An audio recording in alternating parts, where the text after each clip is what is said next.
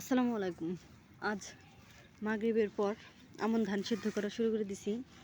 তো বিকেলে রান্না বাড়া শেষ করে বাকি কাজগুলো সেরে মাগরিবের নামাজের পর আমন ধান সিদ্ধ করা শুরু করলাম। তো ধানটা সিদ্ধ করতে চাইছিলাম ভোর রাত্রে, মানে শেষ রাতে। তো সেই ধানটাই এখন সিদ্ধ করে রাখতেছি যাতে সকালবেলা কষ্টটা কম হয়। তো ধান বাহিরের চুলায় এক হাঁড়ি দিছি আর ঘরের চুলায় এক হাঁড়ি দিছি। ধানগুলো সিদ্ধ হয়ে গেলে যে চট বলি আমরা, চটে ঢেলে তো কাগজ দিয়ে ঢেকে ঢেকে রাখতেছি। আর ধানগুলো আমি, আমার নানি শাশুড়ি আর আমার শাশুড়ি তিনজন মিলে ধানগুলো সিদ্ধ করছি, আর ভিডিওটাও পাশাপাশি করে নিছি। তো আমি শুধু ভিডিও করছি এই না, আমি ধানও সিদ্ধ করছি, সাথে হাঁড়িতেও ঢালছি, ধানগুলোও সেবে উঠাইছি। তো অনেকেই বলে এমন ধানের ভাত নাকি অনেক মজা, আর ভাতের মারটাও অনেক মজা।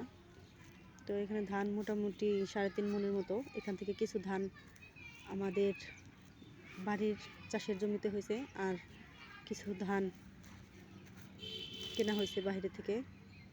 তো আস্তে আস্তে ধানগুলো সেদ্ধ করা শেষের দিক, আর ধানগুলো সেদ্ধ করতে করতে মোটামুটি আমাদের রাত 10:30 বেজে গেছে, আর ঘুমাইতে তো 11টার উপরে বেজে গেছে।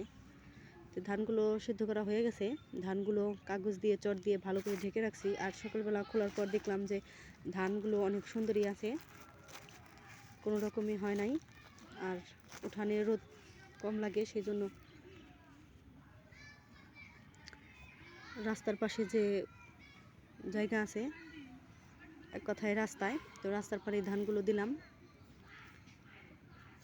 তো রোদ দেওয়া হয়ে গেছে। খোদা হাফেজ, ভালো থাকবেন। ঠিক আছে।